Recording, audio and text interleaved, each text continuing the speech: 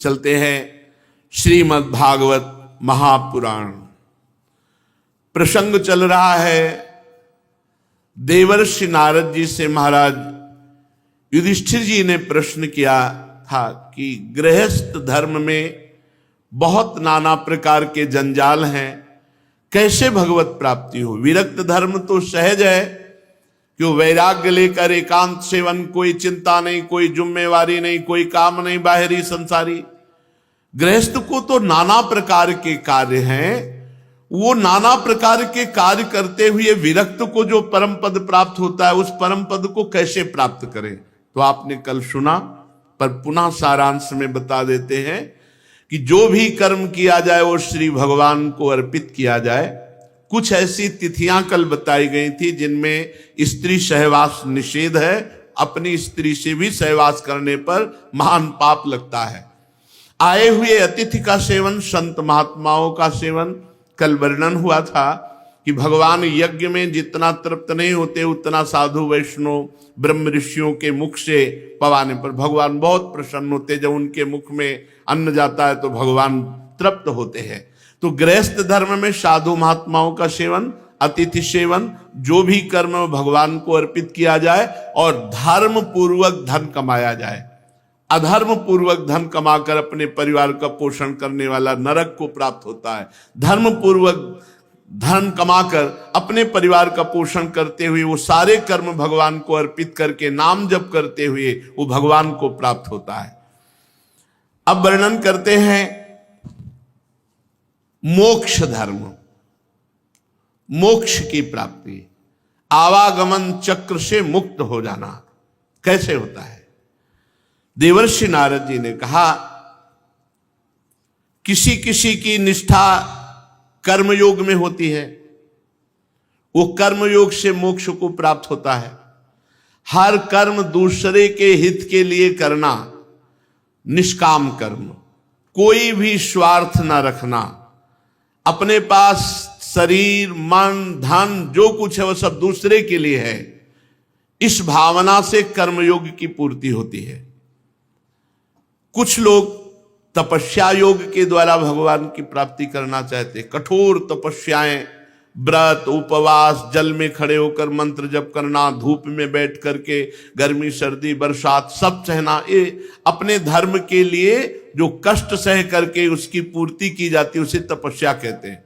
कोई कोई तपस्या के द्वारा मोक्ष धर्म की प्राप्ति, कुछ वेदों के स्वाध्याय वेदांत स्वाध्याय के द्वारा आत्मज्ञान संपादन करके फिर मोक्ष धर्म की प्राप्ति।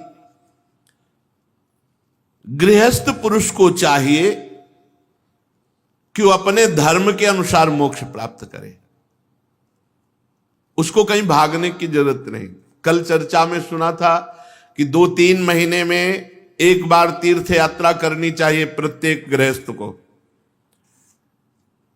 कुछ अर्थ ऐसा एकत्रित कर लेना चाहिए जो धर्म क्षेत्र के लिए 1000 2000 4000 रुपए एकत्रित कर लिए, 1-2 दिन के लिए चले गए, उपवास आदि किया, तीर्थ अवगाहन किया, सत्संग सुना, फिर अपनी गृहस्थी में चले आए। गृहस्थ पुरुष को चाहिए कि वो अपने धर्म के अनुसार चल करके ही मोक्ष पदवी प्राप्त। उसके लिए ये नहीं है कि वो तपस्या का अनुष्ठान करे, वो अमुक का अनुष्ठान करे, वो अपने परिवार पोषण के लिए मेहनत कर रहा है, पर धर्म पूर्वक मेहनत करके अपने परिवार का पोषण और नाम जप जरूर करता रहे।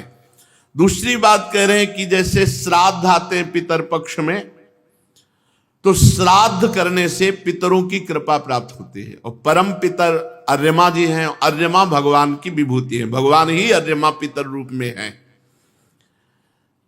जब पितरों को, अब ये तो बड़े धार्मिक प्रवृत्ति के होंगे, वही श्राद्ध की भावना रखेंगे, नहीं तो आजकल जो होटलों में खा रहे हैं, मदिरा पी रहे हैं, मांस भक्षण कर रहे हैं, आसुरी प्रवृत्ति के हो गए, उनको पितरों से क्या मतलब है। कोई सात्विक धर्म प्रवृत्ति वाला गृहस्थ ही श्राद्ध आदि जो पितरों के लिए किया जाता करना चाहिए।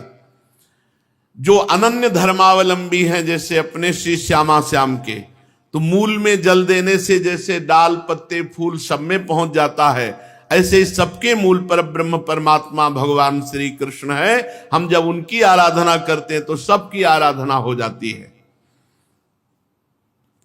देव पूजन, श्राद्ध, अतिथि पूजन ये गृहस्थी में प्रधान है। अतिथि कहते हैं बिना बुलाए, बिना परिचय का कोई आ जाए तो मृदु वचन, जल, भोजन इनके द्वारा स्वागत करें। देव कार्य में कम से कम 2 ब्राह्मणों को तो पवाना ही चाहिए, ब्रह्म ऋषियों को। पितृ कार्य में कम से कम 3 को, श्रद्धा हो तो और पवा।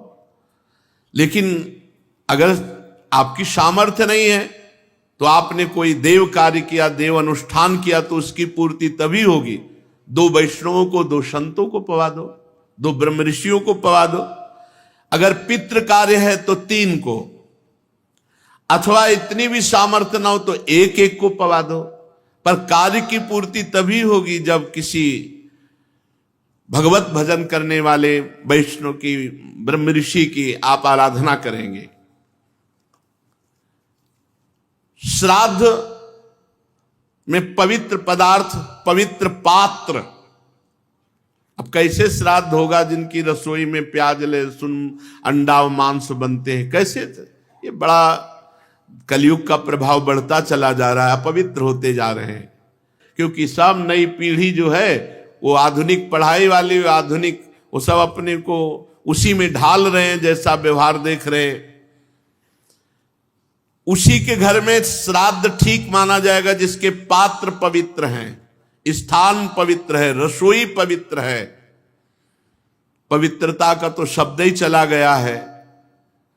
अब कोई बिरला ऐसा होगा जो शौच के वस्त्र पवित्र करे, नहीं तो शौच लगी ऐसे गए, ऐसे पहने, ऐसे हाथ धोए, बस ऐसे निकल पड़े, पूरा घर अपवित्र, पूरी वस्तुएं अपवित्र। जो भगवद अर्पित देव पूजन, पितृ श्राद्ध आदि करने योग्य ही नहीं रह जाते।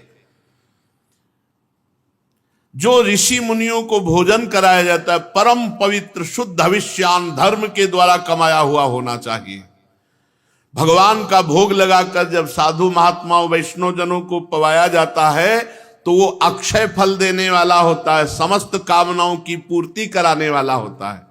और जब किसी संत को, ब्रह्म ऋषि को निमंत्रण दे दे तो जब तक उसको पवा न दे तब तक अपने परिवार को न पवाए।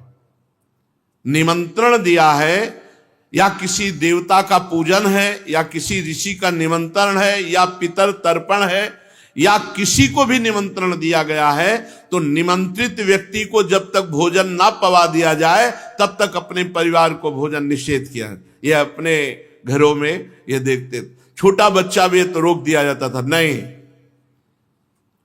जो राजभोग दोपहर का बन रहा है, जिसके लिए निमंत्रण दिया गया है, कोई भी रसोई स्पर्श नहीं करेगा जब तक वो पा नहीं जाएंगे, और वो पा के गए फिर पूरा परिवार पावे। धर्म का मर्म जानने वाले पुरुष को चाहिए कि अभक्ष पदार्थ किसी भी तरह रसोई में प्रवेश ना करे। नहीं, वो रसोई कभी संत महात्मा वैष्णव को पवा दी तो तुम्हारे सारे पुण्य नष्ट हो जाएंगे। जिस रसोई में मांस है, अंडा है, अभक्ष पदार्थ प्रयोग हुए, वो रसोई कभी भी वैष्णवों के पाने योग्य नहीं रहती। कभी भूल कर हाथ जोड़कर प्रार्थना है, ऐसी रसोई वाले कभी किसी संत को बना के, वैष्णव को बना के मत पवाना, नहीं तुम्हारे पुण्य नष्ट हो जाएंगे। अगर उनका तो क्या है, वो चरणामृत पिएंगे फिर शुद्ध हो जाएंगे, लेकिन तुम्हारी जो सुकृत सब नष्ट हो जाएंगे, तुम्हारी बुद्धि भ्रष्ट हो जाएगी। जो लोग सधर्म पालन की अभिलाषा रखते हैं उनके लिए सबसे बड़ा धर्म यह है कि किसी भी जीव को मन से, वाणी से, शरीर से किसी भी प्रकार कष्ट ना दिया जाए। गृहस्थ धर्म, किसी भी जीव को मन, वाणी, शरीर से कष्ट ना दिया जाए। अब ये जो मांसादि भक्षण करते हैं, आपने नहीं मारा लेकिन आपको मारने का ही दंड मिलेगा, क्योंकि कर्ता, अनुमोदन और प्रेरक तीनों को बराबर फल मिलता है।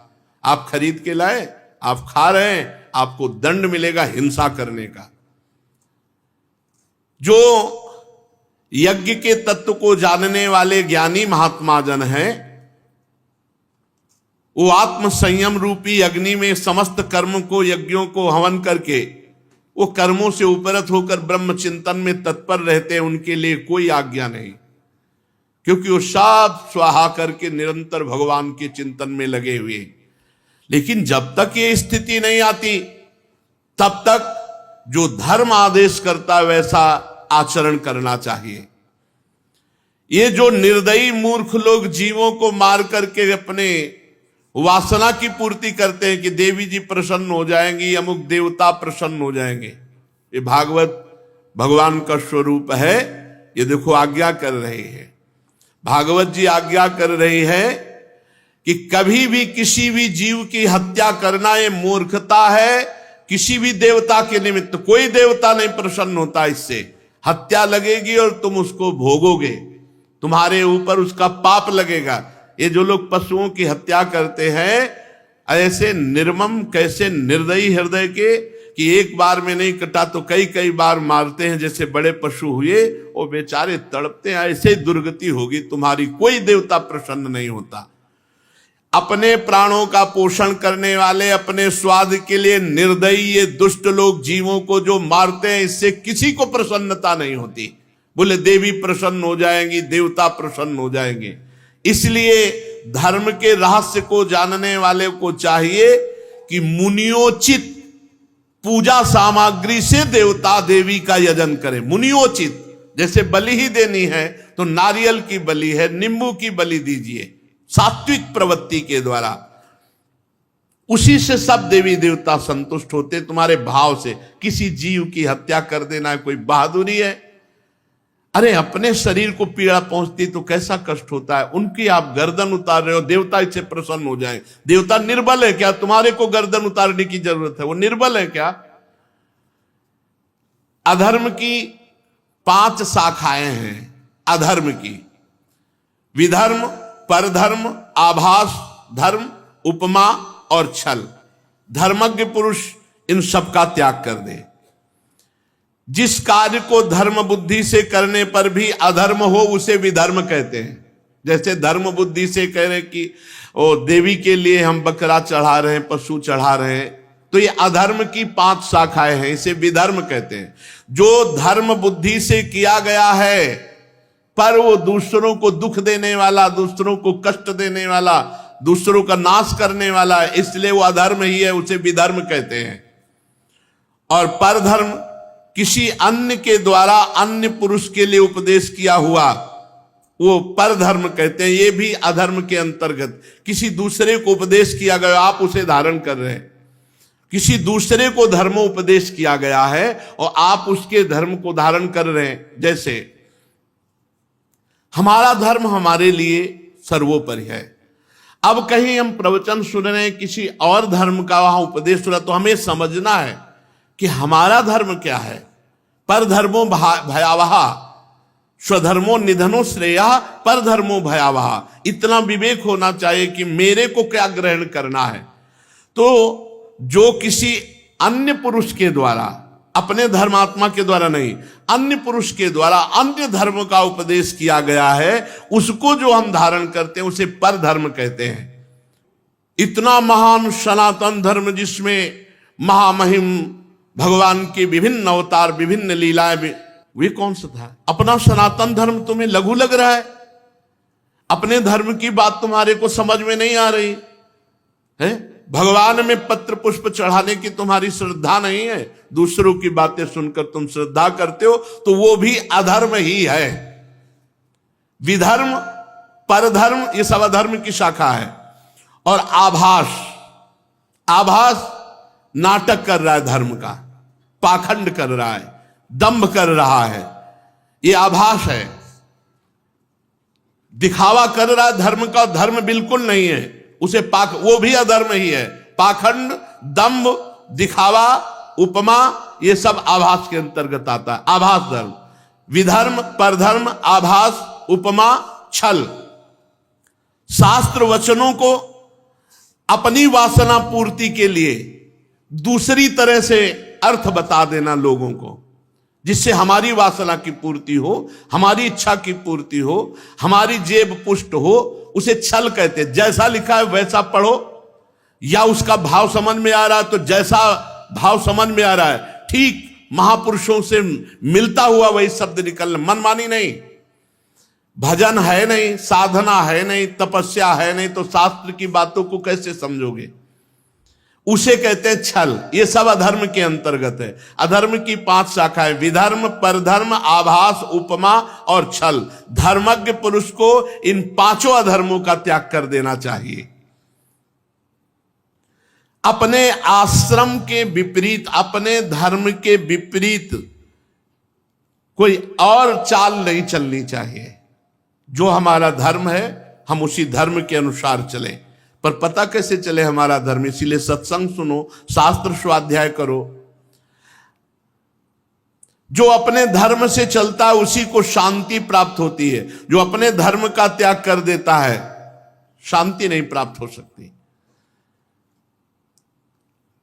अब संध्या, गायत्री अनुष्ठान, मंत्र जप, भजन, साधन, कोई मतलब नहीं रह गया। अब जितने भी नौजवान हैं 8-9 बजे तक सोना, मनमानी आचरण करना, बस एक पशुता की तरह प्रवाह चल रहा है। धर्म, नियम, संयम, ये तो सब विचित्र कोटि की बात है, बहुत विचित्र बात है।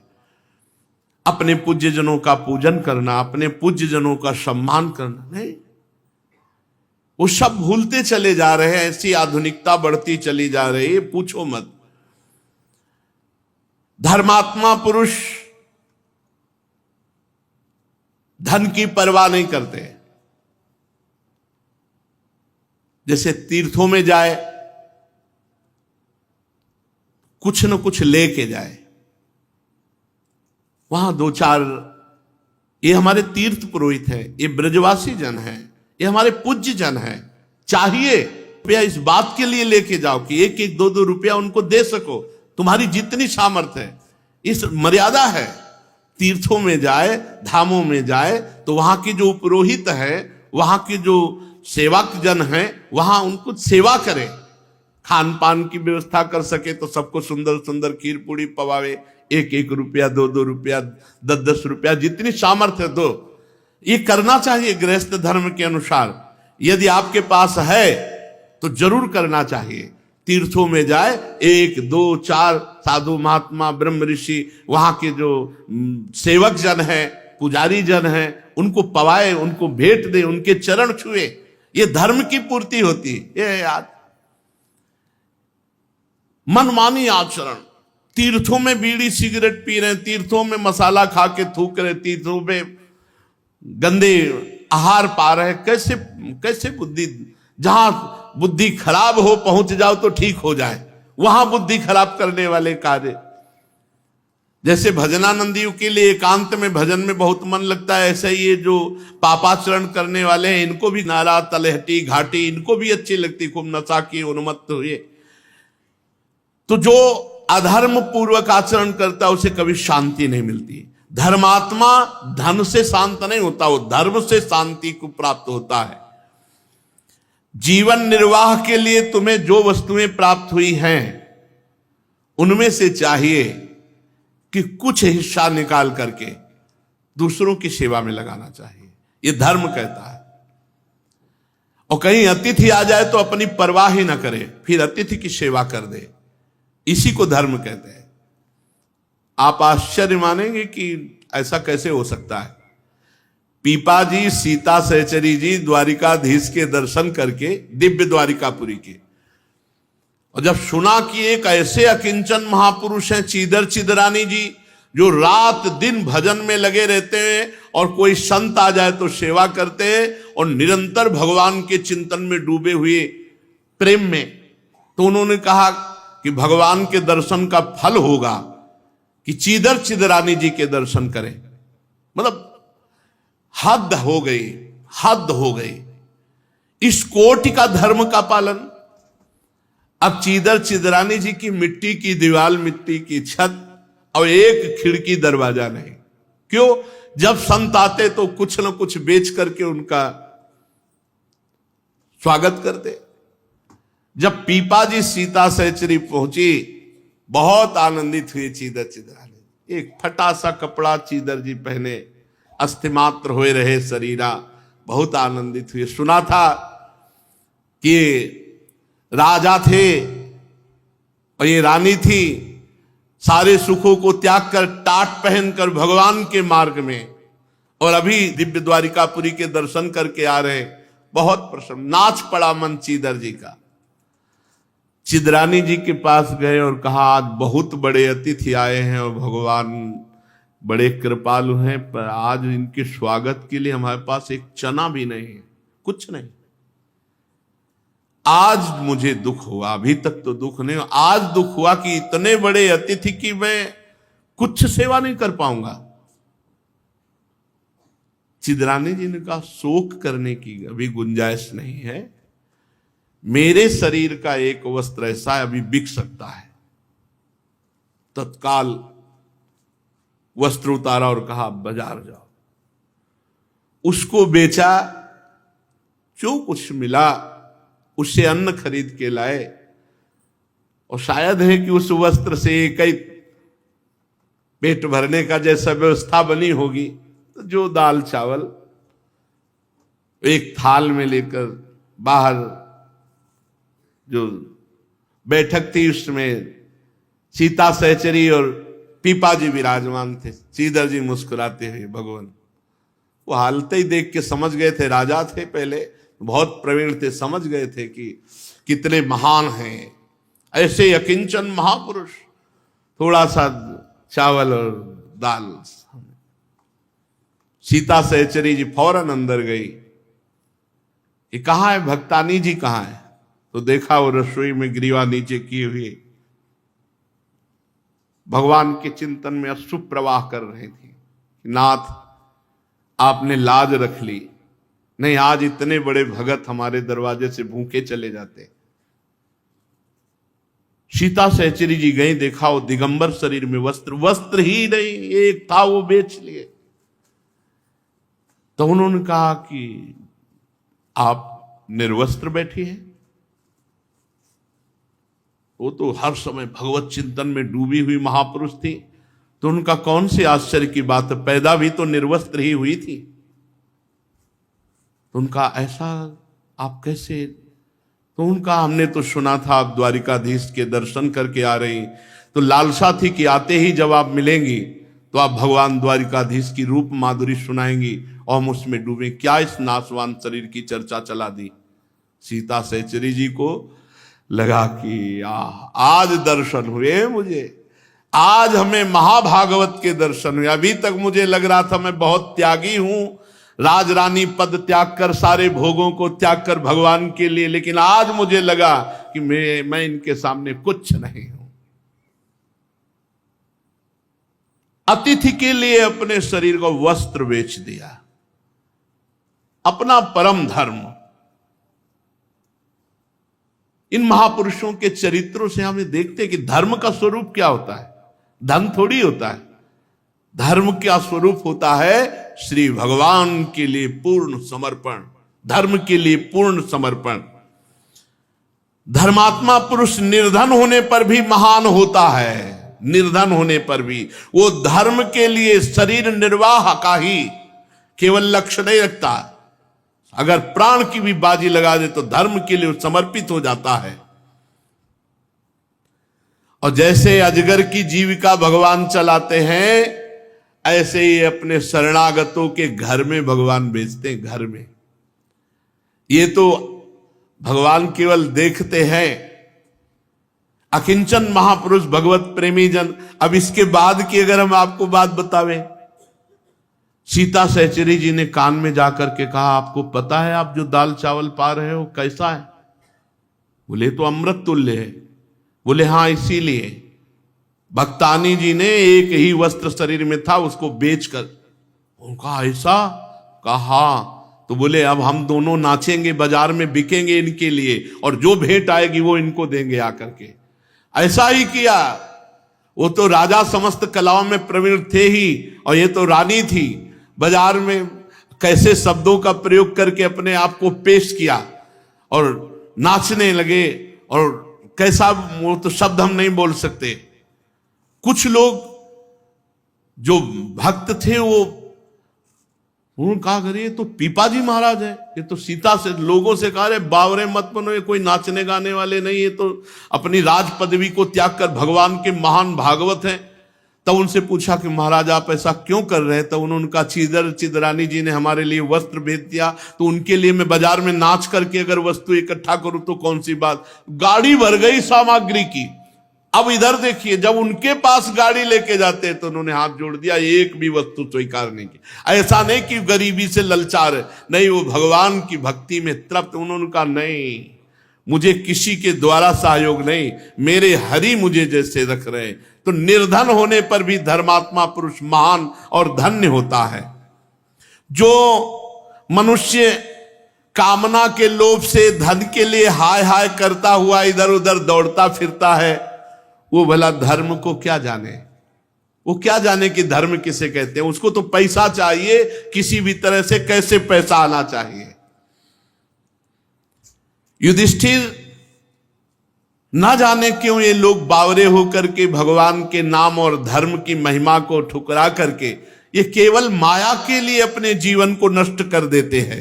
अरे रसेंद्री जनेंद्री के चक्कर में पड़ करके अपने जीवन को नष्ट कर देते हैं। जो संतोषी नहीं है वो चाहे साधु वेश धारण कर ले, चाहे गृहस्थी में, चाहे जहां, वो इंद्री लोलुप ना तेजस्वी हो सकता है, ना विद्वान हो सकता है, ना तपस्वी हो सकता है, ना यशस्वी हो सकता है। उसका सब क्षीण हो जाता है, उसका तेज, विद्या, तपस्या, यह सब नष्ट हो जाता है। जो धन लोलुप होता है, चाहे वो गृहस्थ हो चाहे विरक्त हो, विवेक उसके अंदर हो ही नहीं सकता। जो धन का प्रेमी है, धन का प्रेमी विवेकवान नहीं होता। अरे भूख प्यास मिटाने के लिए भगवान सबकी व्यवस्था करते हैं, पूरे विश्व की करते हैं, वासनाओं की पूर्ति की नहीं करते। बड़े विचित्र विचित्र प्रश्न करता है, बोले भगवान सर्व सामर्थ्यशाली है, ये आप संतों ने कहा है, तो फिर हम सब दुखी क्यों हैं? तुम करो पापाचरण और भगवान सर्व सामर्थ्यशाली है, तो इस बात के लिए कि तुम मनमानी व्यभिचार करो, भगवान की आज्ञा का उल्लंघन करो और वो तुम्हें सुख देते चले जाएंगे। तो उन्होंने कानून बनाया है, अवश्यमेव भोक्तव्यम कृतम कर्म शुभाशुभम।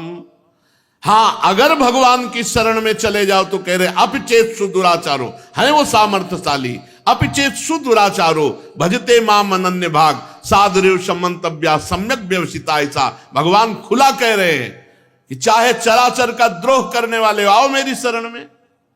सन्मुख होए जीव मोहि जबहि जन्म कोटि अघनासो, कोटि विप्र बदला गए जाहू। कह तो रहे सर्व सामर्थ्यशाली, हाँ, शरण में नहीं आओगे, मनमानी पापाचरण करोगे और फिर कहोगे देखें भगवान बचा ले, तो नहीं बचाएंगे और धक्का लगा देंगे, क्योंकि तुम उनकी आज्ञा का उल्लंघन कर रहे हो। तो धक्का है माया, और माया को भेज देंगे, रौंद इसको। वही काम क्रोध लोभ मोह मद मत्सर, शरण में होकर पुकारो भगवान को तो बचा लेंगे, और तुम चैलेंज करो उनको तो फिर तो माया बहुत बलवती है। ये खान पान भोग नाना प्रकार की वासनाओं में लग करके पूरा जीवन लोग नष्ट कर देते हैं।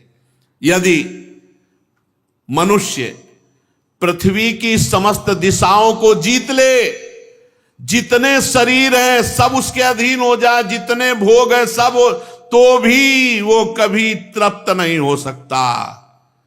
तृप्ति मिलेगी तो भगवान के भजन से मिलेगी। अब कछुनाथ न चाही मोरे, जब केवट जी चरण पखार रहे तो अति आनंद उमगी अनुरागा, चरण सरोज पखार न लागा। अब जो आनंद आया चरण सरोज पखारने में, तो कह रहे अब कछुनाथ न चाहिए। बहुत काल में कीन मंजूरी, आज दीन सब विधि भल पूरी। अब नहीं नाथ, अब मुझे नहीं चाहिए। गोस्वामी तुलसीदास जी कह रहे जाकी कृपा लवलेश ते मतिमंद तुलसीदास हो, पायो परम विश्राम राम समान प्रभु। परम विश्राम मिल गया, अब दौड़ भाग मिट गई।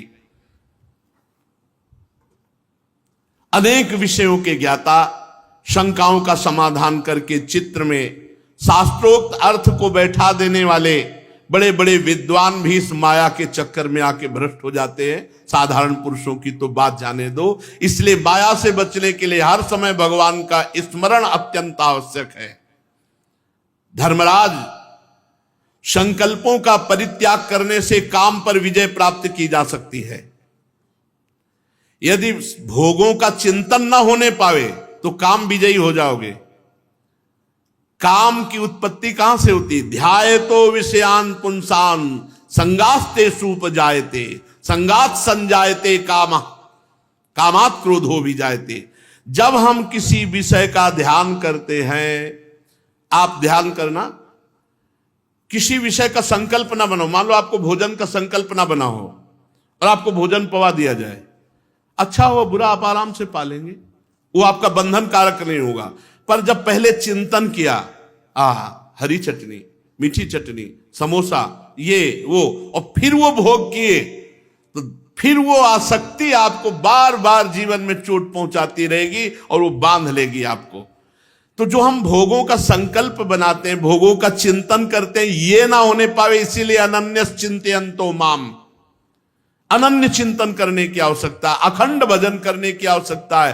काम विजयी होने के लिए काम का चिंतन न होने पावे, काम वासना के, काम क्रीड़ा के, काम भोगों के चिंतन से ही हमारे अंदर भोग का संकल्प उठता है और संकल्प के बाद क्रियाएं होती है, बस फिर वो तो नष्ट है। संकल्प ही ना बनने पावे तो कह रहे हैं संकल्प के परित्याग से काम पर विजय प्राप्त करे। असंकल्पात जयेत कामम, जिसके कोई संकल्प ही नहीं उठता वो काम विजयी हो जाता है। और कामनाओं के त्याग से क्रोध पर विजय प्राप्त करे। क्रोध कब आता है? हमने जब कामना की कि हम ऐसा देखें, ऐसा सुने, ऐसा बोलें, ये हमारे साथ ऐसा बर्ताव करे, ऐसा होना चाहिए, और जब नहीं होता तो गुस्सा आ जाती है। जोई जोई प्यारो करे सोई मोहि भावे। हमें कामना ही नहीं करनी, कामना से क्रोध पर विजय प्राप्त करे। और संसारी लोग जिसे अर्थ कहते हैं उसे अनर्थ समझ करके लोभ का त्याग कर दें। यह लोभ बहुत हानिकारक है। अगर अर्थ मिलता भी है तो दूसरों की सेवा के लिए मिलता है। स्वयं भोक्ता न बने, स्वयं अहंकार न करे, दूसरों की सेवा में लगावे। ये शरीर भी दूसरा है, उचित आहार, उचित वस्त्र इसको देके शेष दूसरों की सेवा में लगावे। तो अर्थ से कभी भयभीत नहीं होगा, अर्थ कभी उसे बांधेगा नहीं, अर्थ कभी दुर्गति नहीं कराएगा। जो अर्थ को अपने लिए, भोग के लिए, वो भय प्रदान करता है, सदैव भयभीत रहता है अर्थवान। अध्यात्म विद्या से मोह पर विजय प्राप्त करे, कोई किसी का नहीं। अगर रोज सत्संग सुनते हो तो आपके मोह पर चोट रोज पड़ती है। और संतों की, जो भगवत प्रेमी महात्मा हैं, इनके संग से, इनकी उपासना से दंभ और पाखंड पर विजय प्राप्त करे। सच्चे संतों का संगी कभी दंभी और पाखंडी नहीं हो सकता, सवाल ही नहीं उठता। सच्चे संतों का संग करने वाला कभी दंभी और पाखंडी नहीं हो सकता, नाटकी नहीं हो सकता। तो दंभ और पाखंड पर विजय सच्चे संतों की उपासना से और मौन से वाणी के विघ्नों पर विजय प्राप्त करे। मौन अधिकतर रहे, ज्यादा बोले ना। शरीर और प्राणों को संयम में लेकर हिंसा पर विजय प्राप्त करे, किसी को दुख न पहुंचावे। इसी के द्वारा हम मोक्ष पदवी तक पहुंचते हैं, चाहे गृहस्थ हो चाहे विरक्त हो। शतोगुण का अधिक सेवन करे जिससे रजोगुण तमोगुण पर विजय प्राप्त कर ले। फिर भगवान और गुरुदेव की भक्ति के द्वारा सतोगुण का भी त्याग करके त्रिगुणातीत हो जाए। जब हम गुरुदेव की भक्ति करते हैं तो यस्य साक्षात भगवती ज्ञान दीप प्रदे गुरु मर्त्या सद्धि श्रुतम तस्य सर्वम कुंजर शौचवत। जो दुर्बुद्धि अपने गुरुदेव को मनुष्य समझता है, उसका सब शास्त्र ज्ञान, सारी साधना ऐसे है जैसे हाथी का स्नान। हाथी नहाया और बाहर निकला, धूल पूरा फिर डाल लिया, बेकार हो गया। वो कुंजर शौचवत है जो अपने गुरुदेव को मनुष्य समझता है। जो दुर्बुद्धि गुरुदेव को साक्षात परब्रह्म भावना से ना देखकर मनुष्य भाव से देखता है। बड़े बड़े योगेश्वर हुए हैं, वो चरण कमलों की सेवा से, गुरुदेव की चरण कमलों की सेवा से ही हुए हैं। प्रकृति और पुरुष के अधीश्वर भगवान ही गुरुदेव के रूप में प्रकट है। लोगों को भ्रम से मनुष्य भासते हैं, नहीं, वो श्री भगवान ही गुरु रूप से हैं। बंदो गुरुपद कंज कृपा सिंधु नर रूप हरि, महामोह तम पुंज जासु बचन रवि कर निकर। कृपा सिंधु नर रूप हरि, स्वयं हरि। एस वही भगवान साक्षात प्रधान पुरुषेश्वर। प्रधान पुरुष भगवान साक्षात श्री हरि ही गुरुदेव के रूप में हैं। शास्त्रों में जितने नियम संबंधी आदेश हैं उन सब का तात्पर्य है कि काम क्रोध लोभ मोह मद मत्सर इन 6 पर विजय प्राप्त की जाए। अगर इन 6 पर विजय प्राप्त नहीं किया तो कुछ नहीं मिला। सत्संग, स्वाध्याय, तपस्या, संयम, नियम, जितना परमार्थ है, चाहे जिस संप्रदाय का हो, सबका उद्देश्य है इन 6 विकारों पर विजय प्राप्त करना। काम क्रोध लोभ मोह मद मत्सर, सबका उद्देश्य है इन 6 को अधीन करना। 5 ज्ञानेंद्रिया, 1 मन, सबका उद्देश्य है इन 6 पर निर्विकार रहना।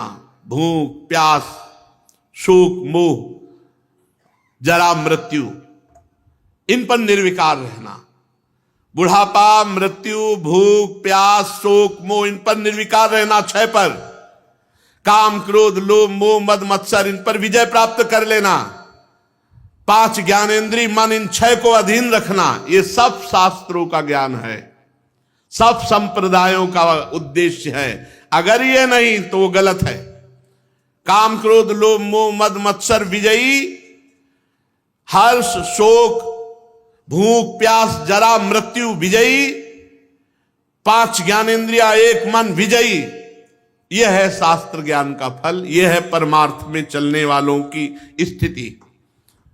ऐसा यदि नहीं तो सब शास्त्र ज्ञान सब साधना बेकार चली गई।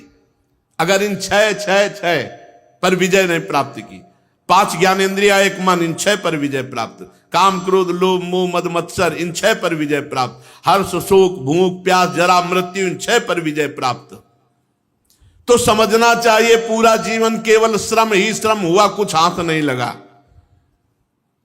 जैसे खेती करने वाले को अन्न मिले तो उसकी मेहनत सफल हुई, ऐसे ही साधना करने वाला काम विजयी हो, क्रोध विजयी, इन 6 विकारों पर विजय प्राप्त करे तो उसकी साधना सफल हुई। पुरुष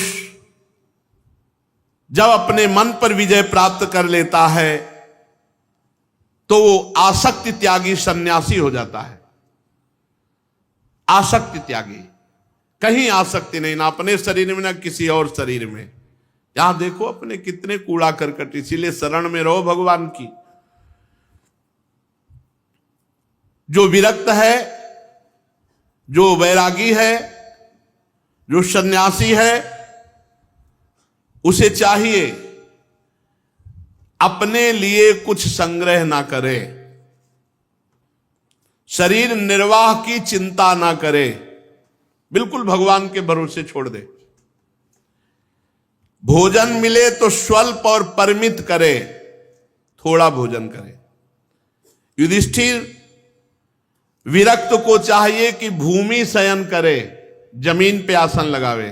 गुरुदेव भगवान 20 वर्ष 25 वर्ष से देख रहे, वही रहनी में कोई अंतर नहीं, शरीर स्वस्थ हो या अस्वस्थ, जमीन पे वही चटाई और एक वस्त्र बिछा उसी पे, वैसे भूमि शयन। तो भूमि शयन बड़ा लाभ है, भूमि शयन ही करना चाहिए, विरक्त को भूमि शयन ही करना चाहिए। बिल्कुल, हम एक परमहंस जी को देखा है, वहां बिंदौर इछावर भ्रमण करते थे उस समय हम, तो कुआं में स्नान कर रहे थे तो आवाज आई, नारायण एक कमंडल जल मिलेगा। ऐसी मृदु ब्रह्मबोध संपन्न महापुरुष के वचन। अचानक जटा हटाई, देखा एकदम तेजो में ब्रह्म स्वरूप, एक अचला केवल लगा, काठ का कमंडल छड़ी, साष्टांग दंडवत होगा। ये तो मानो जैसे आकाश से अमृत वर्षा हो गई हो, ऐसे ब्रह्मलीन महापुरुष एकदम घबरा गए हम उनके रूप को देख करके। कमंडल में जल दिया। हम कहा महाराज जी आप कहाँ जा रहे हैं? बोले सोच स्नान करने जा रहे हैं, क्योंकि आज रात्रि तो कहीं ना कहीं रुकना पड़ेगा, तो यहाँ रुक सकता है। हम कहा महाराज जी अहो भाग गया। तो बोले आप यहाँ के मान थे? हम कहा नहीं, हम भी भ्रमण कर रहे हैं, यहाँ आज रुके हुए हैं। तो बोले हम स्नान करके आ रहे हैं। तखत में बढ़िया गद्दा बिछवा के, तो जो ही आए सो हंस दे। उनका नहीं नहीं नहीं, हम ऐसे आसन पर नहीं बैठते जिससे उतरना पड़े। हम सदैव ऐसे आसन पर बैठते जहां से कोई हटा न सके। और एक टाट बोरा पड़ा था, ऐसे बोरा बिछाया, उसी बोरे पे शयन किया। रात में देखा कि थोड़ी देर लेटे बस पद्मासन में बैठ गए, पूरी रात पद्मासन। तो रात में तो बात नहीं कर सकते थे। जब सुबह यमुना स्नान के लिए चले तब हमने कहा महाराज जी आपका पद्मासन, अब हम भी लगाते थे पर कहाँ हो, 8-8-10 घंटे एकदम बिल्कुल शून्याकार। तो उनका अभ्यास ऐसा। तो उनका महाराज जी हम आपके साथ चलेंगे। बोले नहीं रह सकते आप हमारे साथ। 60 किलोमीटर एक सांस में चलना, 60 किलोमीटर। आप बिल्कुल विश्वास नहीं मानेंगे। कमंडल उठा तो दिन के 1 बजे तक, 4 बजे तड़के से चले, 1 बजे तक बिल्कुल न बाल भोग न भोजन, कोई मतलब नहीं, बस चले जा रहे। क्या जीवन है। ब्रह्मानंद में वो 3 दिन केवल साथ रहे थे। 3 दिन में कैसी कैसी अनुभूतियां उनके साथ हुई। विरक्त को चाहिए पवित्र आसन भूमि पर शयन करे, और जब बैठे तब स्थिर मेरुदंड सीधा करके बैठे। विरक्त ऐसे बैठो, सीधे, बिल्कुल 90 अंश का कोण, सीधे सीधे।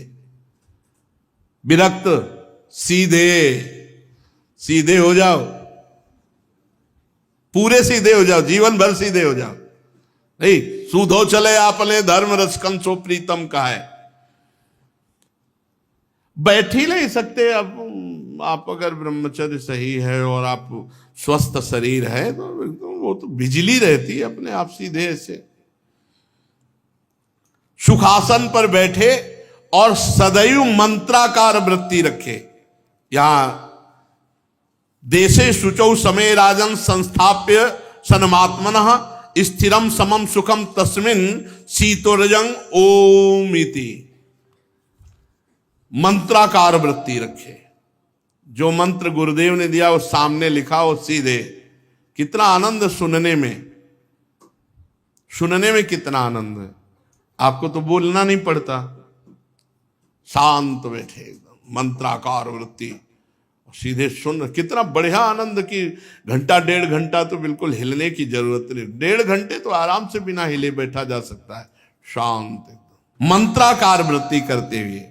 और संकल्प विकल्प बनने ना पावे, कोई भी संकल्प विकल्प अंदर ना बनने। इसके बाद यहां जाना, ये करना, कुछ नहीं, शांत मंत्र में केवल वृत्ति लगाओ। मंत्र पे वृत्ति लगाने के लिए नासाग्र दृष्टि रखो। नासाग्र दृष्टि समझते? यहां दोनों दृष्टि करो ऐसे ऐसे, और वही मंत्र लिखो। बार बार सामने खुले में मंत्र लिख रहे हैं, चल रहा है मंत्र। नासाग्र दृष्टि। पर अगर ब्रह्मचारी नहीं तो खोपड़ी दर्द करने लगेगी। देखना यहां, फिर ये सब दर्द करने लगेगा, थोड़ी देर में लगेगा वो। ब्रह्मचर्य इसीलिए मेन नींव है इस अध्यात्म की। नासाग्र का अग्रभाग, ये बहुत एकाग्रता, बहुत जोर की एकाग्रता होती है। आप ऐसे करो, आधा घंटा ऐसे बैठो, शांति से बैठो, आधा घंटा रोज करो नासाग्र दृष्टि। अगर नासाग्र दृष्टि न कर पाओ तो एक दृष्टि करो, कोई एक बिंदु लगा लो दीवार में, एक बिंदु कोई, जो आराम से आप दृष्टि ऐसे सहज में, और बस ऐसे खुला रखो। अगर आंसू आने लगे 1 सेकेंड मूंद लिया, फिर खोल लिया ऐसे। आप देखो बहुत लाभ मिलेगा आपको। जिधर दृष्टि लगा और प्रपंच चिंतन लगा तो प्रपंच ही होने लगेगा, और नाम में चिंतन लगा तो नाम चल पड़ेगा, मंत्र में चले। ये पावर है एकाग्रता। इसे त्राटक क्रिया कहते हैं, त्राटक क्रिया। किसी एक बिंदु पर दृष्टि लगा देखो, बहुत आनंद आता है। आनंद वाले मार्ग पे चलोगे तभी तो आनंद मिलेगा। अगर आप पद्मासन, सिद्धासन इन पे नहीं बैठ सकते तो सुखासन में बैठो। इस पे नहीं बैठ सकते हो, ये दीवाल में लग करके बैठना, बड़ा बूढ़ा रोगी भोगी उनकी तो चलेगी, योगी की नहीं चलेगी। हाँ, बीमार हो तो बात अलग है कि अब चलो किसी सहारे बैठे हैं, कोई बात नहीं। नहीं, दीवाल में लग के बैठना ये तो हमें तो बिल्कुल पसंद नहीं, और बैठना भी नहीं चाहिए। वीर हो करके, बहादुर हो करके कायरों वाले मार्ग में नहीं चला जाता। अरे शरीर ही देखो, इस ढांचे को बचपन से मोड़ते हैं तो ऐसे ऐसे लोग देखने को मिले, ये कहीं से भी मोड़ सकते हैं। अभ्यास किया ना, तो हम तो मुड़ने के लिए नहीं कहते, सीधे रहने के लिए कहते। सीधे बैठो ऐसे, नासाग्र दृष्टि या एकाग्रता आज से करके देखना। 5 मिनट से शुरू करो, कहीं एक बिंदु में दृष्टि लगा के। आंखें जलेंगी, आंसू गिरने लगेंगे, आपको थकान लगेगी, आंख मूंद लीजिए। मंत्र तुरंत ध्यान, उस समय और कुछ ध्यान ना आने पावे, नहीं वो एकाग्रता उधर ही जाएगी जिधर ध्यान करोगे। मंत्र का ध्यान करो आंख मूंद के, फिर लगा दो दृष्टि। ये त्राटक क्रिया कहते हैं, इसमें बहुत बड़ी सामर्थ्य है। जिधर मंत्र में लगा दो, ये भजन की तन्मयता के लिए जरूरी है। फिर कह रहे हैं, उपासक को शरीर स्वस्थ और भजन की उत्साह वृत्ति के लिए प्राणायाम जरूरी है। जरूरी है। हमने देखा है महापुरुषों को, गुरुजनों को भी देखा करते हुए, छत पे निकल गए एकांत में और 10-15 मिनट तो प्राणायाम व्यायाम करना चाहिए। प्राणायाम के लिए 15-20 मिनट समय तो निकाल ही लो। एक होता है पूरक, कुंभक, रेचक, ऋतु के अनुसार होता है। जैसे सर्दी का समय है तो हम दाहिने से शुरू करेंगे, गर्मी का समय तो बाएं से शुरू। बायां चंद्र स्वर होता है, ये शीतल होता है। गर्मी का समय है, बरसात का समय तो बाएं से शुरू करेंगे, और सर्दी का समय तो दाहिने से। अब जैसे बाएं को बंद किया और दाहिने से शुरू किया, तो दाहिने से 10 मंत्र घसीटो, फिर इसको रोक लिया। अब कम से कम 20 मंत्र बीच में रोक लिया, फिर छोड़ा 10 मंत्र। इसे पूरक, कुंभक, रेचक कहते हैं। और ये प्राणायाम बहुत ही आपके लीवर, फेफड़े सबके लिए, क्योंकि इसमें खींचा गया और फिर डबल रोका गया, फिर तो जितनी अंदर की गंदगी वो बहुत से ऐसे अंग हैं हमारे जिन पर क्रिया नहीं हो पाती, तो प्राणवायु उनको पवित्र करती, उनको पावर।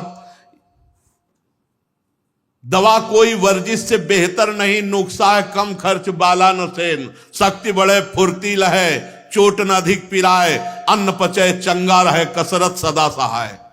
उपासक बहुत इससे बल मिलता है, बहुत इससे बल। कई दिन भूखे रहने पर भी प्राणायाम के बल से हम कभी निराश, हताश, उदास नहीं हुए। जब काम से व्याकुल होता है, चित्त इधर उधर भटकता है, देखो, यतो यतो निश्चरति मना काम हतम भ्रमत, पूरा उपाय बता रहे हैं अगर पकड़ पाओ। ततस्तत उपाहृत्य हृदय रुंध्या छनैर बुधा।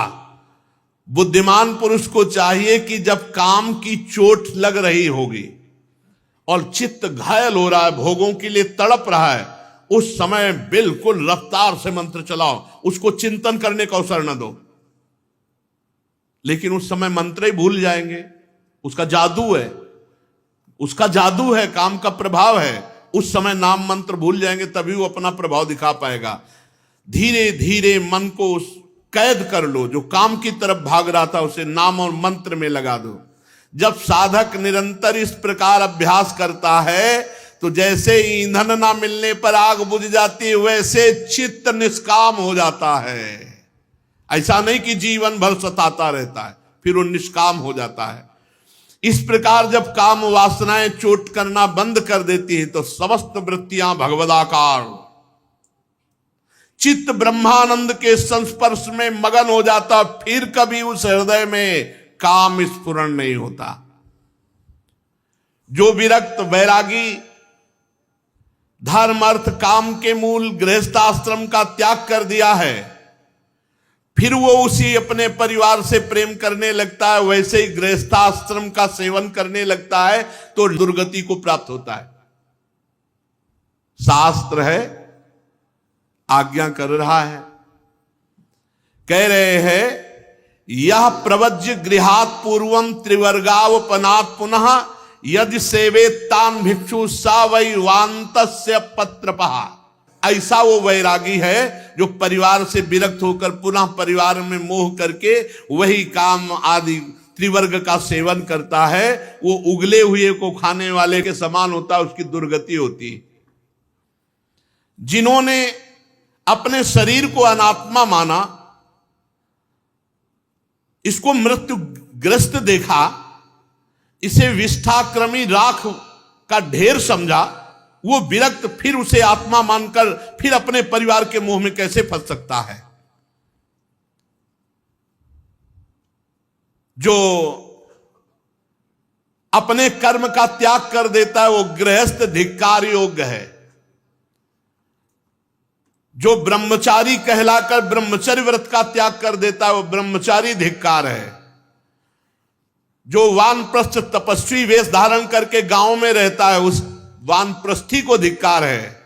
और वैरागी और सन्यासी होकर के जो इंद्रिय लोलुप होकर भोगों को भोगता है उसको धिक्कार है। ये चारों आश्रम के कलंक हैं, ये ढोंगी हैं और इन मूढ़ों पर तरस खानी चाहिए, इनकी दुर्गति पक्की है। ये श्रीमद् भागवत करे।